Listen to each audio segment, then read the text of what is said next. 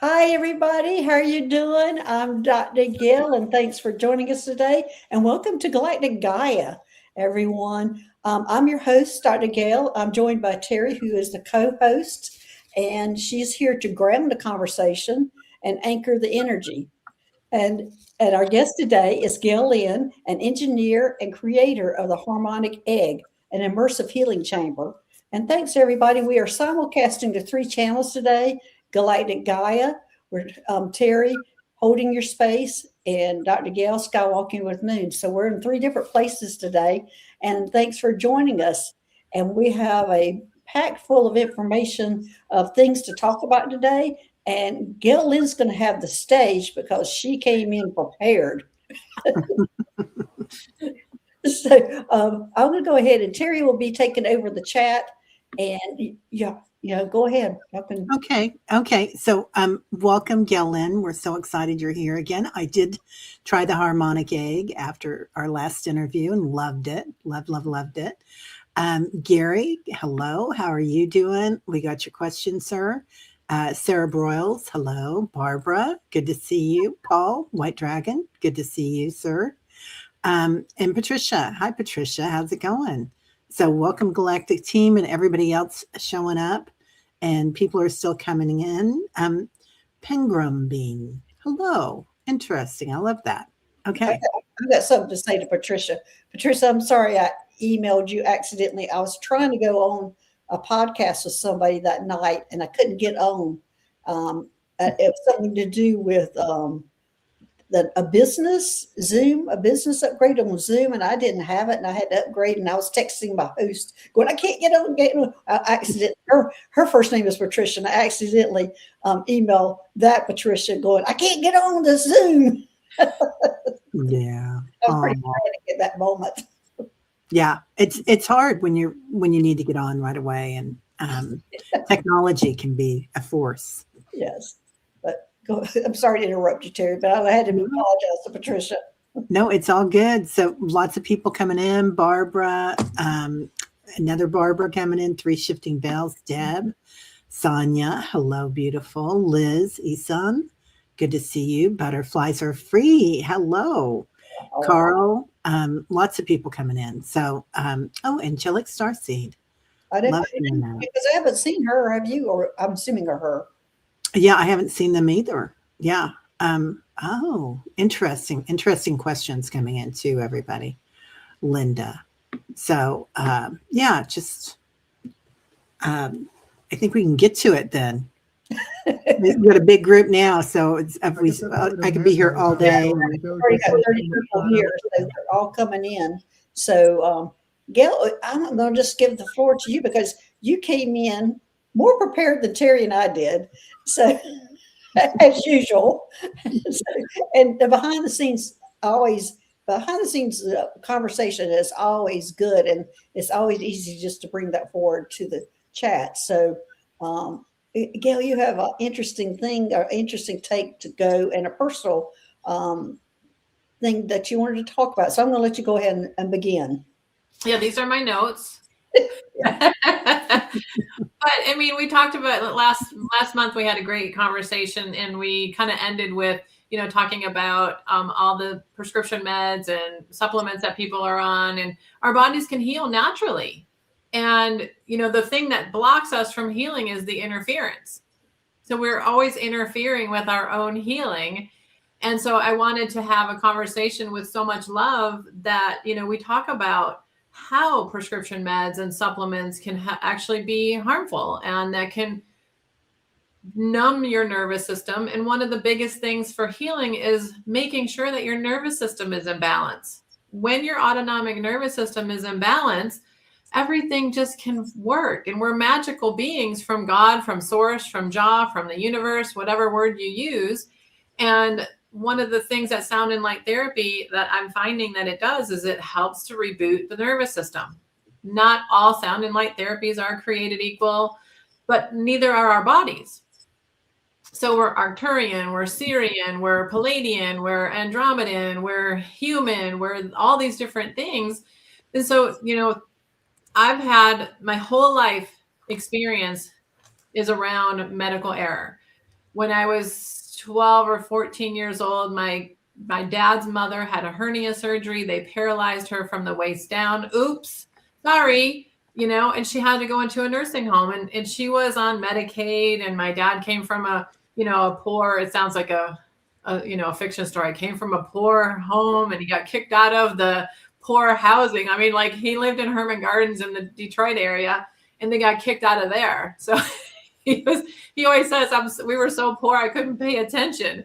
So he would always make jokes about it. But his mom got paralyzed. Then my grandma, when I was probably in my 20s, she was diabetic. She went into a nursing home. They forgot to give her meds. Oop, she's dead. I'm sorry, And then, my dad, he worked in an asbestos plant for 30 years. We grew up in an asbestos tiled home. My whole life I was around asbestos. My dad would come home, and this was before, the factory workers didn't know they should take their uniform off, their shoes off, leave it outside, because you're bringing that asbestos dust into the home and for your children. And so he was diagnosed with COPD, which, I mean, anybody in their right mind would know he had mesothelioma, but they wouldn't test him for that. It was Union, it was Detroit, they didn't want him to sue. My dad and my mom were not people who were litigious. They didn't sue anybody. And I told them, I said, ask for a meso test. And they refused. So they put him on COPD inhalers, and then he kept getting worse. And he was on anxiety pills and pain pills. The quality of life was awful. And I believe that was a medical error. They misdiagnosed him, or they didn't want to diagnose him for whatever reason. And then my dad passed away in September of 2017. 11 weeks later, here comes my mom. She ends up with a brain aneurysm, and she dies in December of 2017. Now, she's on a migraine pill. Now, my mom believed that she had migraines, but she would call me up and say, oh, I just had some pizza, having a migraine. Okay, if the people out there who know migraines, you're not eating, you're not talking, you're not, you're laying down, you're down for the count. And I had migraines for 23, 27 years, and I don't get them anymore after using sound and light therapy. And there's a lot of reasons people get migraines, and it's a huge controversial thing out there. So my mom's taking these migraine pills that she's supposed to take, 15 a month. The doctor's giving her 30 a month. Every time she has a slight headache, she's taking this migraine pill. It expands and contracts the blood vessels in the brain. What happens to a rubber band when you pull it so many times? It snaps. So I believe that the doctors were overprescribing her, medical errors. So I believe 4 family members of mine were medical errors. There's no death certificate that says, oh, the doctor gave the wrong prescription, or the nurse was so tired that she there was an error, that she made a mistake, gave the wrong meds. There's no death certificate code that says there was a miscommunication when the nurses left their shift and they gave the wrong information to the next staff coming on board. And so I just wanted to bring some light to this. And, even though Johns Hopkins says that, there's, 500,000 medical error deaths, I think it's closer to 1 million, because there's not a code for these errors. Okay, so I'm going to stop you there a little bit, because coming from the hospital scene, we do address errors. We do address. Now, it might be that when we were filling out an incident report, it doesn't allow us to put exactly sometimes what it is, but we all know and we all talk about it, and a lot of people get fired over it. Yeah. And it's sad. I mean, there's just not on the death certificate, it's going to say that. But yes, they know they're making these errors. I think when my mom had her surgery, I called the hospital as soon as she was going to the hospital. And I said, listen, she's got a goiter on her thyroid. She's on thyroid meds. She's on migraine pills. And she's a 70-year-old woman. And so instead of, maybe them checking her heart first or something else first, they were able to go right to the brain, and they got her into surgery. She had squeezed my brother's finger before the surgery, but after the surgery, she was brain dead. So, who knows if that was going to happen no matter what. But I don't think she needed to be there in the first place. And yes, I know. And think about all the people who make this mistake, and then they have to live with it because they're exhausted and they're not hydrated and they're not taking care of themselves. And I just feel like we can prevent this. So one of my center owners in North Carolina is doing a study on nurse burnout. And we're trying to do a grassroots funding of this because we've reached out to the hospital. They don't want to help. We've reached out to getting some grants. So for 2 years, we've been trying to get this going. Where in North Carolina? Winston-Salem. Okay. Yeah. And so she is a medical professional, and she's got some medical professionals that are doing this because we want to bring some light to this. We don't think that this has to be this big of a deal. The third leading cause of death is medical error. It doesn't have to be. We need to take care of our first responders. We need to start bringing light to this, but we also need to start taking care of our bodies and listening to our bodies. So my boyfriend, he's crazy. He's 73, 74. I can't remember now how old he is. And he was born in 52. And so he's on all these different meds. He had a pacemaker and some stents put in after his wife passed away.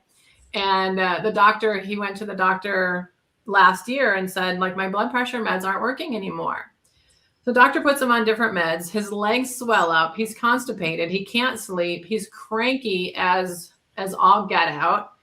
And I was like, dude, you have to do something about this. He's like, well, I talked to the doctor. He said, give it time. I'm like, how much time do you need to have your legs look like balloons that look like tree trunks? You have no ankles. Your toes are all blown up.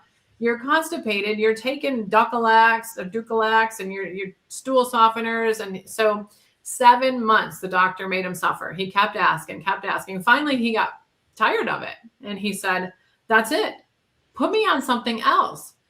And the doctor said, why are you taking gout medicine? He's like, I don't know. Some doctor gave it to me. He's like, why are you taking this pill? He goes, I don't know. Some doctor gave it to me. We have to start taking responsibility for our health, asking the questions. These medicines are depleting minerals from our body. There's blood pressure meds depleting CoQ10. Guess what we need to regulate our blood pressure? CoQ10.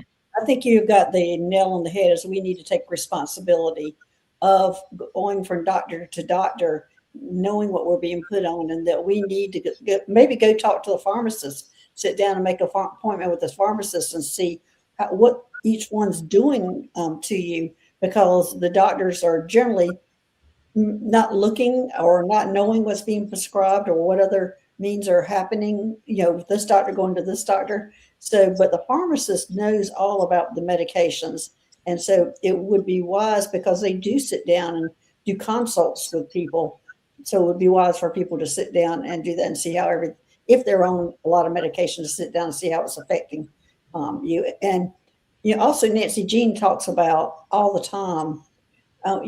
Teri, what is that lab work that she gets done that tells how you respond to the medication, and how Medicare pays for it, and it gives you a whole personal look at how your body responds to certain medications.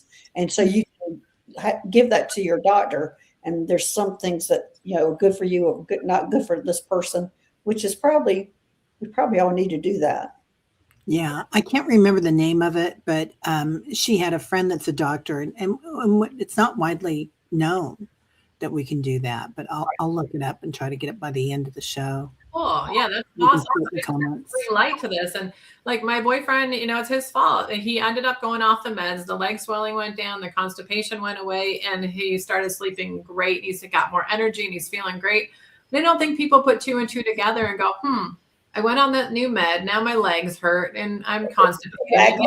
They don't put 2 and 2 together. And because I think it's depleting. There's a book called Drug Muggers that I love, but you can now look up on the internet, hey, what is this specific drug depleting from my body? It could be magnesium. It could be zinc. It could be CoQ10. It could be anything. And that's going to create another side effect. And a lot of times these doctors don't know this. So they're like, oh, well, now you're not sleeping. Here's a sleeping pill. And then that's going to deplete something else. And so when I worked for the doctor's office when I was 17, I watched this happen. Mm-hmm. And it was so crazy. They had this diet plan and they would put all these older ladies on diet pills, which was actually speed. And my boyfriend's grandma was on this diet plan. On speed. Everybody was on speed during that time. The little red pills. And I was like, it was like $160 a month. And I said to the doctor, I said, I'm looking at her chart. She's been, coming to see you for 20 years and she's heavier than when she started. He says, yeah, well, she just says, Gail, or he says, doctor, that makes me feel so good. And I can get all my housework done. I'm like, she's on speed. Like, it's crazy. So I got fired from that job. I was going to say your boyfriend definitely needs to have that test done since he's on the medication, but you do have to go in and ask for it. It's not a volunteer that, and I don't even know if all the doctors know if it's readily available. It's almost like you need to go in and educate them. This is available. This tells what my body responds to. And some of these meds might not even be working for him like it's supposed to work for other people. Right. I mean, so much stuff's coming in the chat, and I can't watch it all. So I know Teri's watching it for us. Yeah, Teri's watching the chat. Yeah. But I mean, I just, hydration, sounding light therapy, we're vibrational beings of light from source, from God. And a lot of times I saw something about dementia, and I read a few things about dementia, and that over years of not hydrating your body, your brain can chronically shrink. And there's not a whole lot you can do when 40 years later you haven't hydrated your body, which what is in your book, Gail? We're water bubbles, water. What are they? Oh, humans are a bag of water. Bag of water, right? So we need water. And I love that. I said, we are a bag of water. So I didn't know if I should have taken offense to that at first. They said that to me, that humans are, and this is extraterrestrials talking to me. They say they look at humans as a bag of water is what she's talking about. And as I said, when they first said that to me, I just didn't know if I should be offended. And then I sat there for a few minutes and I went, well, they're right. Yeah, because so many of the extraterrestrials are so thin and they do not contain as much water as we do. Yeah. Well, they probably, their diet's different, right? Obviously, but do they eat?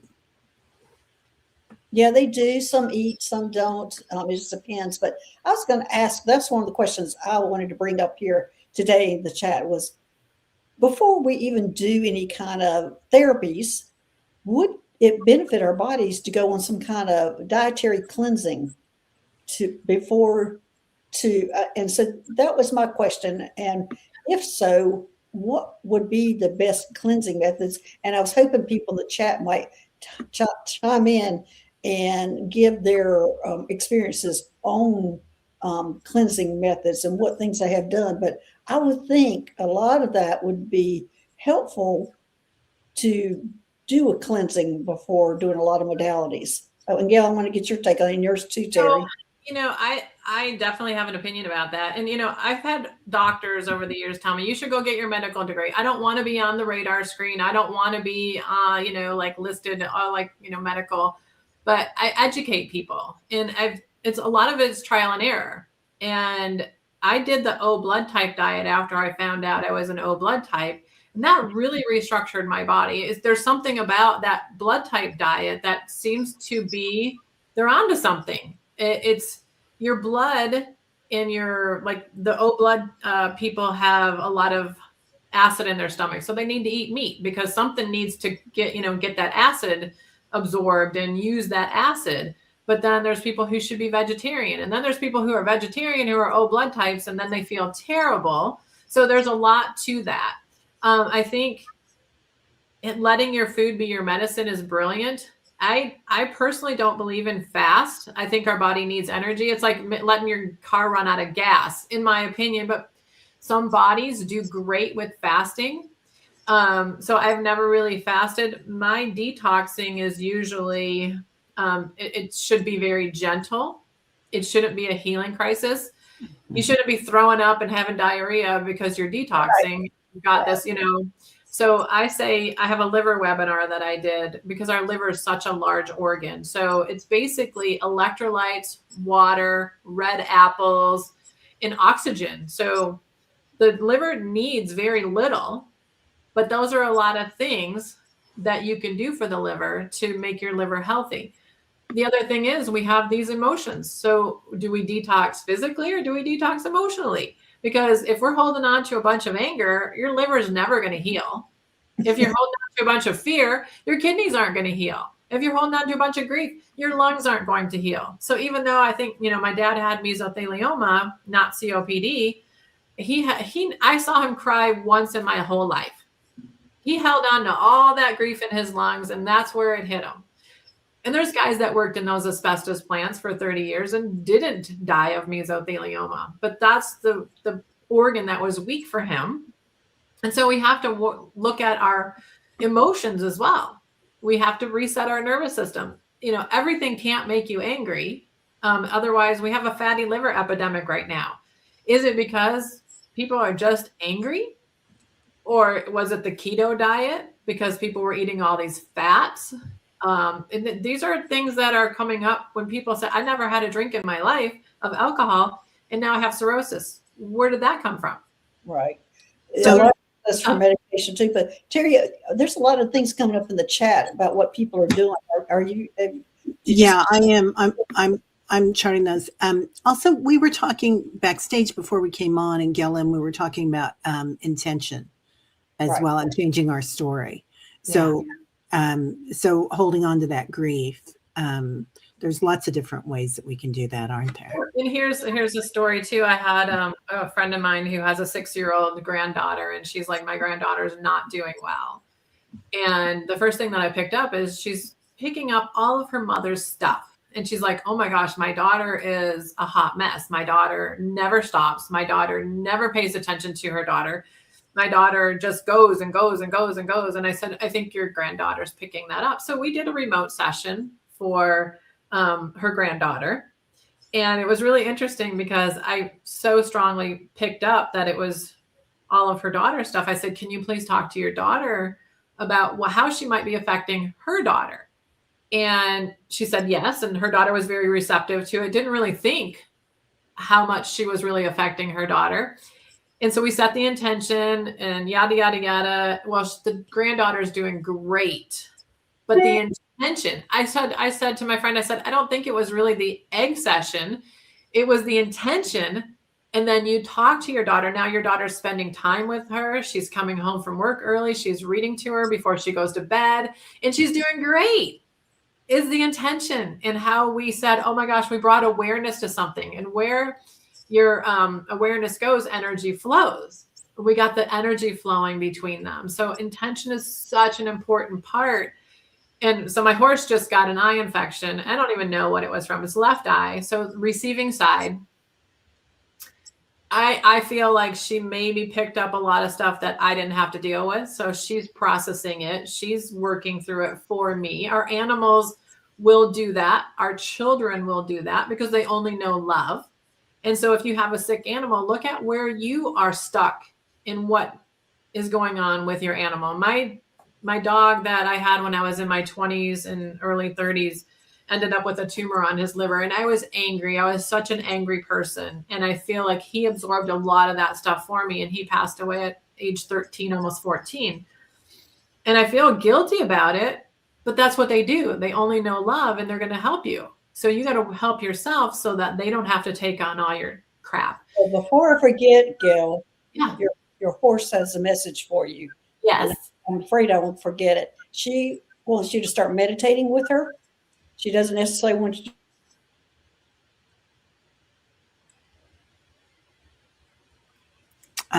Can you hear her? Did you go out and do? We all just went out. Okay, so Gail, you locked up. You said she doesn't necessarily want you. She doesn't necessarily want you to go out and exercise or do whatever you used to do. Maybe a gentle walk, but she wants you to meditate with her. She wants you to lay down with her and just be and meditate. That's hard for me. I can do it though. I will do anything for her. She's such a special little galactic being.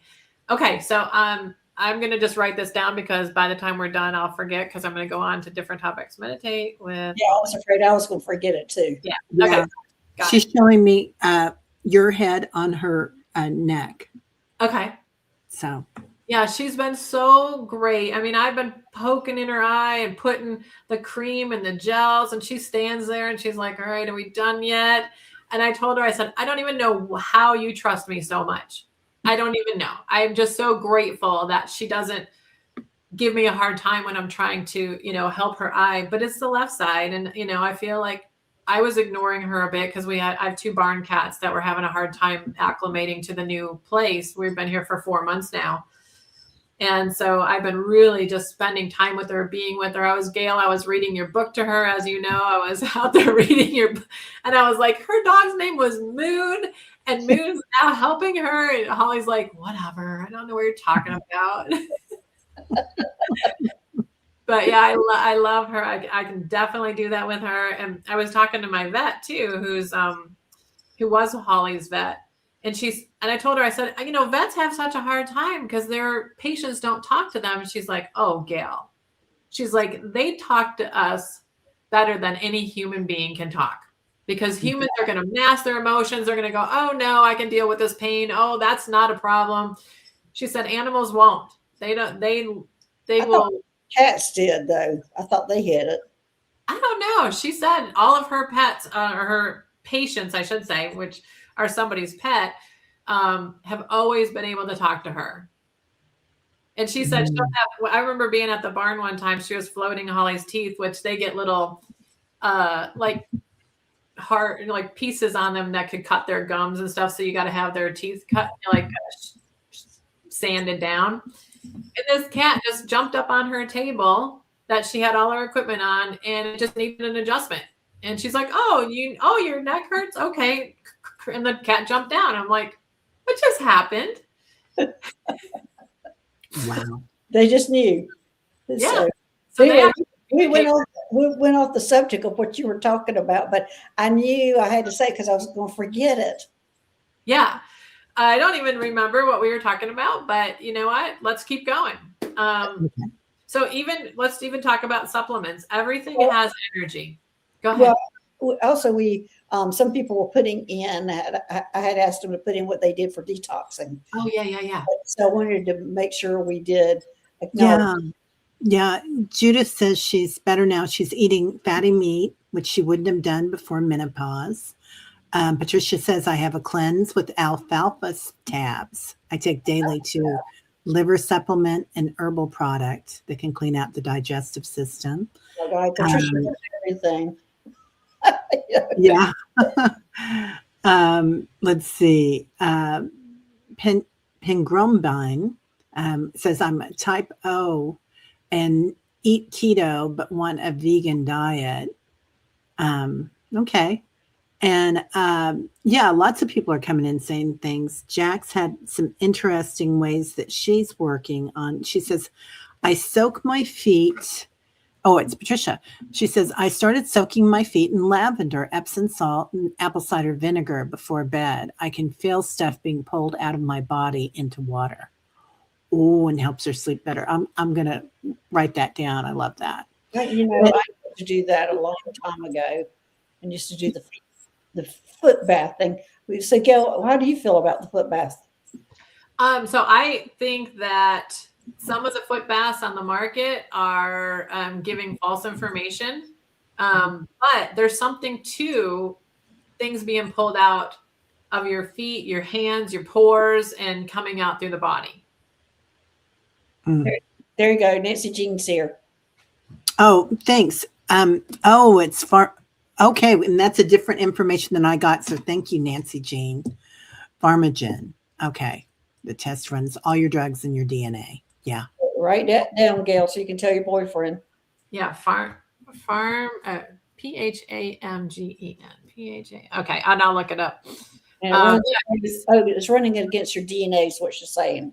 I love that. And that's what we need. We all need to, we're all different galactic beings.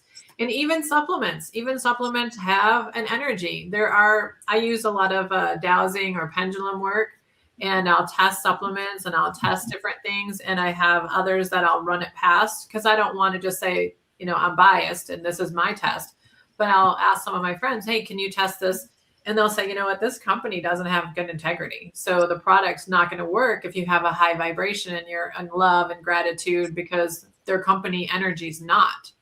So it's really interesting. And then there's a lot of fillers and things that just toxify the liver and the kidneys, and they end up not doing anything for you. And all you're really doing is peeing out a lot of money. Yes. So, okay. So then, because of all this information, false information, how are people to know if it's good or not? I mean, there's some muscle testing and things Yeah. like that we can do. Is that what you're going to go with? I mean, because I use I pendulums. Yeah, I went to was Kroger, but King Super here in Colorado, and my horse's vet said, "I don't think it's allergic reaction." I said, "You know what? I really think I need to get some Benadryl cream because her eyelid is swollen." And she's like, "I don't think that's what it is." Well, it actually did help. But I went to the store and I started muscle checking. You know, is this going to help the swelling in Holly's eyelid? And Benadryl cream actually was the only one that tested yes. There was bug bite stuff, there was Sudafed stuff, and I wanted something topically, not orally. And I just started muscle checking. Yeah. Can you demonstrate? Yeah. So basically, what you want to do is you want to stand with your knees soft, hip width apart, and you put something next to your solar plexus chakra. So kind of in the middle of your chest near your heart, and ask the question. And you have to realize that sometimes you're going to get a yes, and sometimes you're going to tilt sideways. So a yes would be you tilt forward, a no would be you tilt backwards. Sometimes when you don't ask the proper question or they need more information, it's a sideways thing. So if you put a chocolate bar in front of your chest and you really want it, you may test yes. So be careful to say, is this going to be healthy? Is this going to serve my highest and best interest? There's a lot of questions. If you're trying to test something emotional, like, should I be with this guy who's abusive and I love him? And you might get a yes.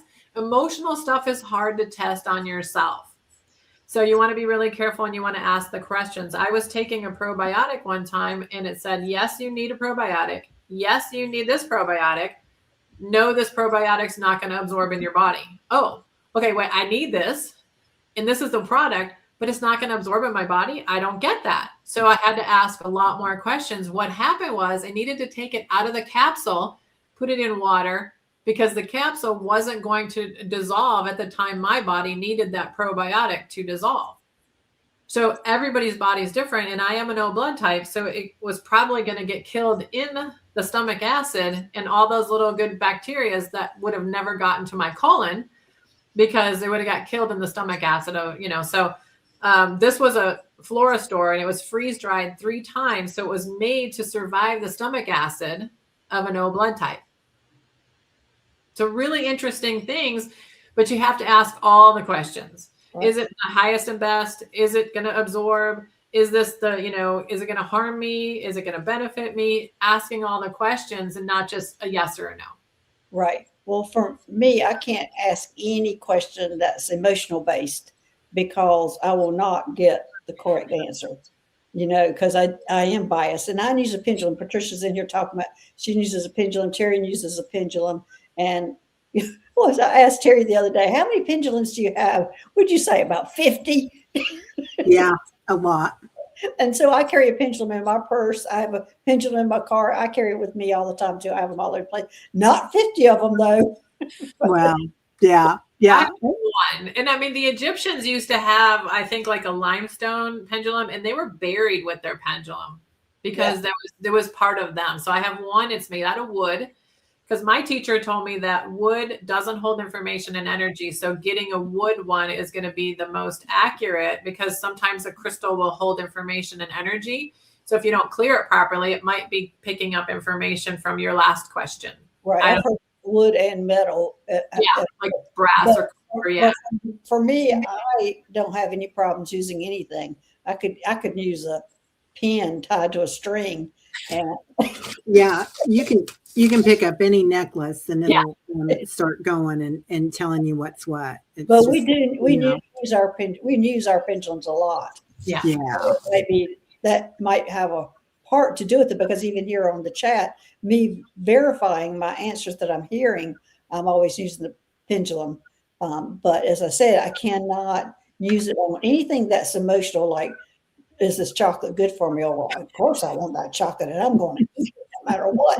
And I'm going to make that pendulum go, that's intention. Yeah, intention. I love your audience. Like, I wish I could be on for like 6 hours because we could have some amazing conversations because they're very intelligent. They're like getting this. Right. Yeah, they're amazing. Your pendulum, Patricia, you sit on selenite to clear Yeah. it. I don't do you do any clear? I don't do any clearing with mine. You can do selenite, or you can do like a sea salt water bath and just clear crystals. And there's sometimes some people have told me like rose quartz. I had a rose quartz and they said this needs to go back into the ground, like it's depleted. And I never heard that before. They said it doesn't have any energy anymore. It's done. Mine always break when it tells Yep. it's time to retire. Mine will break. In fact, Yeah. I have pendulums up break when it's time to retire. And I'll ask the pendulum, do you want to be fixed or are you done? And Yeah. most of the time, I only have one that said it wanted to be repaired. Yeah, everybody's talking about. Yeah, you can put them out in the full moon too. That's another way. Yeah. We're way off topic here. Oh yeah, well, that's what this is so fun. That's why it's so fun. And I try to buy the crystals in their natural form instead of, I used to buy like egg-shaped crystals and heart-shaped crystals. That's not their natural expression. Yeah. They're supposed to be an octagon, or some of them are supposed to be a triangle or something. So I've been trying to buy them in their natural form. Yeah, we use, but Teri and I use a lot of crystals, especially during our Solaris Healing Center for our healings. We use, because that's part of the energy from the stone and also the color of the stone that we are also using. It's the vibration, the color, and the energy from the stone. We use a lot of stones for healings on our show. Yeah, so I'll tell another story. We don't have the advantage of having an egg around us. Right. I'm in the egg at least once a week. I love it. It feels like it has taken the story away from me. We'll go back to the story. So, the story of, Gail was molested by the priest when she was 14. That's just a story. Gail's dad was an alcoholic. That's just a story. Well, I had this story about the university coming out and screwing up my horse when her eye, the tissue was all swollen, but it wasn't hanging out of her eye. It was an emergency. I called the university and they came out, and by the time they left and they picked and prodded and sedated her and gave her shots in her eye, like the tissue was hanging out of her eye and she couldn't even close her eye. And I thought, so I was telling you guys before the show, I kept that story for the last 12 days. Oh, they screwed her up. Oh, and my friend, she's like, lose the story. I was like, oh my gosh, right? Like we forget, we just hold on to these stories. So Gail, you and I were talking about the car accident that I was in 10 years ago. Oh, yes. On my neck. And I didn't put two and two together. Left neck, right hip.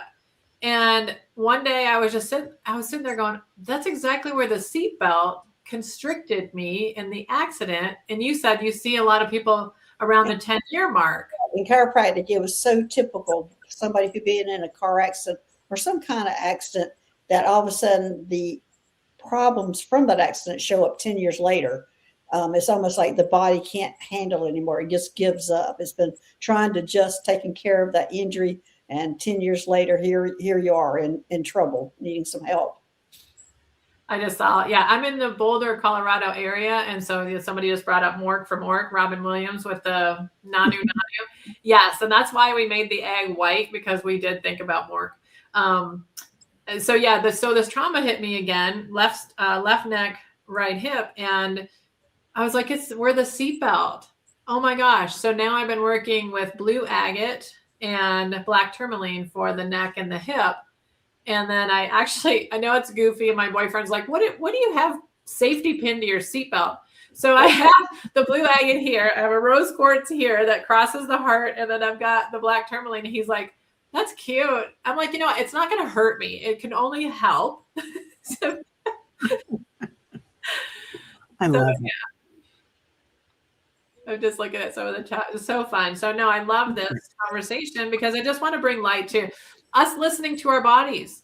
Right. What is it that you need? And you are your own best doctor. And we should be going to our doctors and saying, listen, this is what I'm thinking that this is. How can you support me and be on my team and do that and help me with this? Not just shoving something down your throat and saying, just take this, and we don't question it, and they don't want to be questioned. Just do that. Yeah. Well, I was going to say, Nancy Jean has been empowered by having those test results that she takes to every doctor and says, here, when they wanted to prescribe her something, I can't take that. That does not work for my body.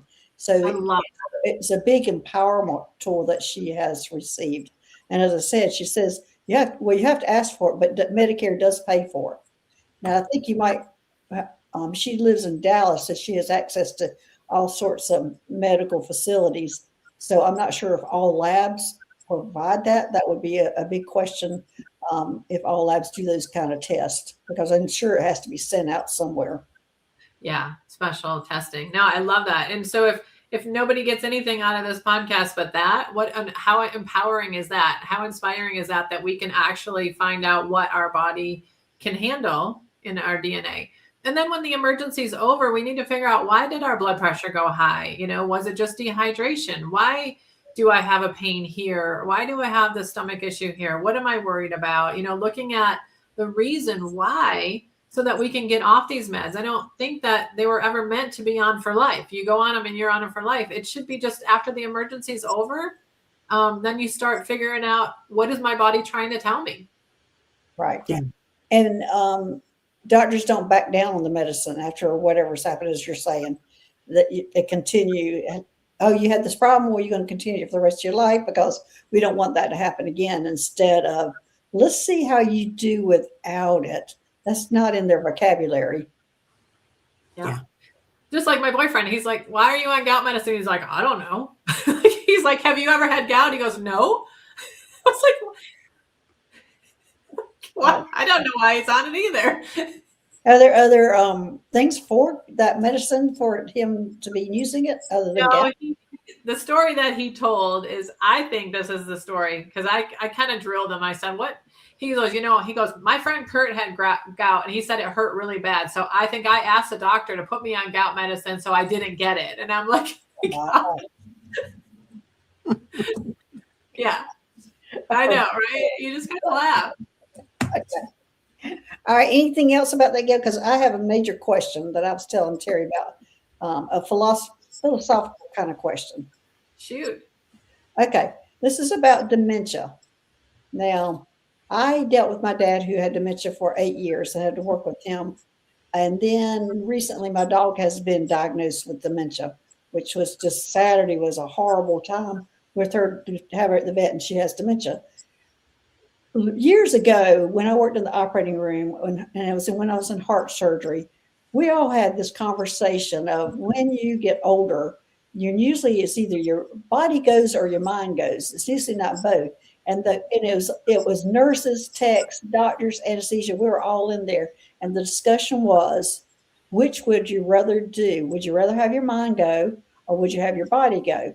When your mind goes, you don't know what's going on with your body, because your mind's going, but some people go through fear, and some people are okay when their mind goes. And then when you're going physical, you realize how you're not able to get around physically. So that was a big discussion we all had. And it was amazing how everybody's take on it. And this brought all this up because of my Saturday night with her. I thought she was having a panic attack because she didn't know where she was. And it was an hour before I could calm her down. And as I said, I spent 8 years with my dad. I have never had an animal that actually went with dementia instead of the physical part. It's always been the physical. So that question, I think, is something for people to think about. The physicality or the mental part of it. Anyway, I'm just putting it out there. Yeah, I like these kind of questions, but I would say neither. I don't, I want to take care of my body so much so that I can, when I'm ready to go, I'll be like, today I'm going to just lay down, and then I'm going to close my eyes and I'm not going to wake up. And I've lived a healthy life without prescription meds, and everything's healthy and lovely. But that's an interesting question. What's the realistic though? Even when you're if you live to 120, you're still going to be facing something. Exactly. So how do we really know that the people that have dementia don't know what their body's going through? I mean, do we know that? And I never heard of a dog having it, or an animal. That's so sad and crazy. Yeah, it's the first, but no, see most people who I mean, there's some fading in and out, and everybody having this issue or that issue, but it's very common for somebody who's going through dementia to be perfectly physically fine, to be able to walk around and do everything, and it's just their mind that's hindering them.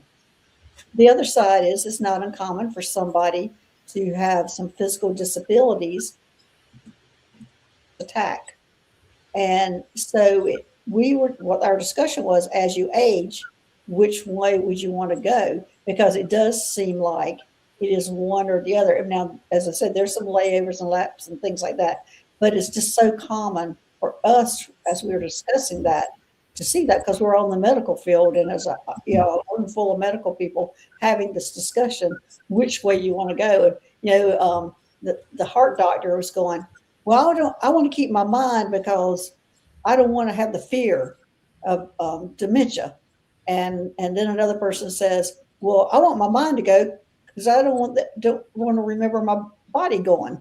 So there's some good arguments for both sides. So anyway, I just thought it was interesting since I just recently dealt with that.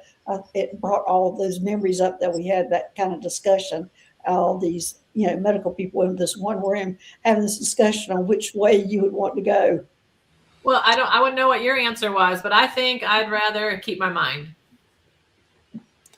There's a Vedic way of walking out of your body through breath work and meditation and whatnot. And it's, ascended masters or whatnot that are here would use it. And it's called Mahasamadhi. And it's said that if you walk out in this way with consciously, that the next time you walk into a body, you're awakened, like you don't have that veil there. Again. Say that one more time. Mahasamadhi. Well, not that. The rest is. That was hard to say. I had to look it up again. I can never pronounce that. You don't. It's like you're walking out of it, and you can look it up. You're walking out of your body. When you walk out of your body. Yeah, you or lay down and you walk out of your body, right? You float out of your body, but you do it through breath work and meditation, and you consciously do that. And they've shown me a vision of me doing that. Okay, so you're alive, physically aware, or mentally aware, and you do this technique of walking out of your body. Is that correct? That is correct. Okay. All right. Now you got me. And I go ahead. Okay. Well, it's fascinating, but it's also, I think, something that is in our will base as we grow, as we ascend. And probably in the next 10 to 20 years, we're going to hear more and more about it, but it's ancient. Right. Yeah. So Lady Carolina, I'm going to butcher your name. She's saying, is it the same thing as astral projection? Because no, body all the time. It's not the same. Okay. No, completely different. You're letting your body go.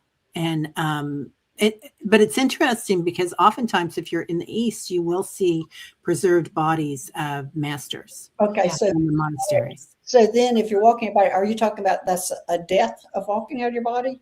Yeah. Okay. So it's a death. Okay. So yeah. I found that interesting because I remember way back when I was doing a shamanic journey and I was asking why we were so gluttonous at holidays and things like that. And he remembered me talking about that. And when I walked in, they showed me all these bodies, dead bodies in the skies that look like black bodies just floating up in the sky. And they were telling me those were all the different addictions that we all had.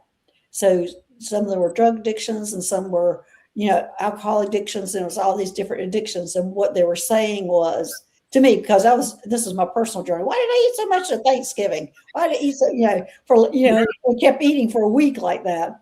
And they were basically saying your addiction is just nothing compared to what all this is. So I feel like that's kind of that part of the demise those people had demise from their actual addictions. So the question there is, when you do walk out of your body, like you're talking about, is there some kind of repair that you do before you go back into your body, or do you go back into that body? No, you would reincarnate into another body. Okay. Yeah. Yeah, sorry, I didn't make that clear, but yeah. And yeah, Lady K, it is an ascension. It is consciously. So obviously the conscious mind, you're completely present to your astral body and your universal body or your light body, you And might she's call saying it's because there's no tether. That's right. And somebody asked if you would write that name in the chat. it. Yes, let me look it up again so I give you the correct. I can never remember the name of this, and so that's a story there, I'm sure. But yeah, I'll write it in there for you. Well, So- I just think there's so many different ways that we can take care of our bodies. And we have to just take responsibility for them. And I mean, I'm doing meditation. I started to do some Tai Chi. I do yoga 10 minutes a day, or 10 minutes 3 times a day. Because you've told me that before. That is some discipline. It has to be. I mean, it has to be because I just can't give an hour. I'm running an international business with, over 150 locations, and I've got a horse and a boyfriend and a house, and I do still take my own trash out and grocery shop and all that. We have to find some balance, but I have to get that yoga in because otherwise I feel off base, off balance, and I want to keep in balance. I want to stay present. I want to be more present with my horse, which I think that's going to be fun to go out there and meditate with her. Yeah. But yeah, we can't do it all. And we're in this place. Well, I don't want it to be a task on the task list, because I want my nervous system to feel safe and supported. And when I just stop and I do that yoga for 10 minutes, it changes everything about the day. It's so brilliant. I do it in the morning, the afternoon, and then the evening. I have a morning yoga, night yoga. I started to do the Tai Chi. The poses are hard. I mean, it's been probably like 35 days now, 40 days. And I'm just now feeling like it's a little bit of muscle memory with some of these poses. But parting the wild horse's mane and the white crane. And it's like, oh my gosh, these poses are difficult. Well, I have a hats off to you and Teri. Both of y'all do yoga. And personally, I can't stand it. Well, you're Arcturian. Maybe that's why. Yeah, there you go. I need to be active. I need to be swimming, riding a bike, or weightlifting, or I've got to yoga. No. Well, come clear with everybody and tell them about your triathlete career. Yeah. Well, I did triathlons for over 10 years. Wow. So yeah, that's kind of my background, but still, even then, my sister's the same way. Both of us have tried to take yoga classes, and we're just like, oh God, get me out of here,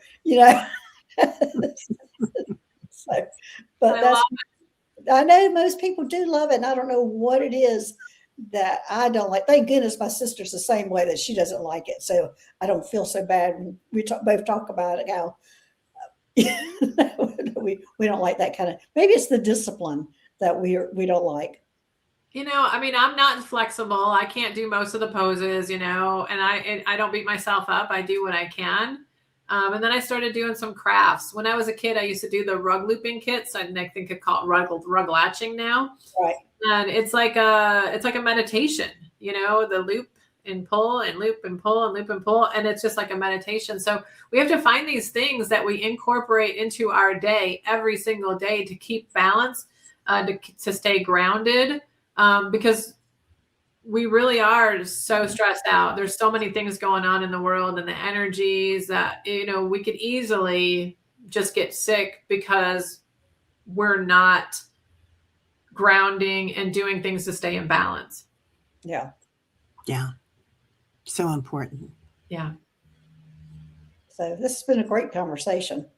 It's fun. It's so fun. I just love no agenda. Let's see what the audience is talking about. I know we didn't get to all the questions, and it just there was a lot going on right there. Well, they're all talking about. Patricia's even asking me, what about just do those poses instead of a whole regiment? Ugh, Patricia, you don't. So there's a lady. Her name's Yoga with Joelle, Joelle. She's free. And so what I do is I go and I'll like, okay, what's a morning yoga routine I want to do? And they're 10 minutes. Or I'll say, you know what, my outside hip, I think my IT band is a little bit, tight from sitting all day. And so I'll just say IT band, and she'll give you a 10-minute IT band. So you can tune into your body and just go yoga for shoulders today, yoga for neck today. And it's empowering. It's so lovely to just like support your body with what it's asking for. Yeah. Well, again, I'm very impressed with the two of you and your yoga routines. Have at I love it. it. That's great. That's great. That's why I said we're all different galactic beings. Yeah. Yes. See, I mean, I will stretch after I do something active, stretching and things like that. But yoga, no. It's just not my thing. Never has been. And thank goodness I have a sister who's just like that. Yeah, I don't think my sister likes yoga either. My brother doesn't work out at all. He works in the factory. So he's on his little bicycle, on the plant, and he does his own exercises and stuff that way. Yeah. Nice. All right. Well, we're just coming up here to an hour. Anything last minute things you need to say? We didn't hardly get to talk to everybody in the chat, but hopefully we can do this again. Yeah, I mean, you guys, just whenever you want to have just a spitfire conversation, just hit me up and I'll make some time for it. Sweet. That sounds great. All right. Well, thanks, Gail, for being here, and thanks, Teri, for being here also. And when's your next show? Teri, you're always busy. When's your next show? Oh, well, I have a workshop today in Kansas City, active breath work and meditation and sound bath. And then tomorrow I will be on with Kevin Lewis, and we'll be doing energy readings, mediumship channeled readings. So yeah, come on by. Yeah. My next one will be a Monday night with Hayden Crawford. He'll be on, and we'll be reading. This will be a full card. This will be a fun show because of his new cards. We're going to be reading from his new cards that he has. And so that's going to be exciting. So everybody come join us for something fun when y'all can each ask for a card and we can do a reading on it. So that's just going to be fun. That'll be fun. Always just fun. That's how I found you, Gail, through Hayden Crawford. He's amazing. Love him. All right. All right, everybody. Thanks for being here. Thanks, moderators, for taking care of the chat today, especially. So thanks, everybody. We'll see you later. All right. Bye-bye. Bye, everybody.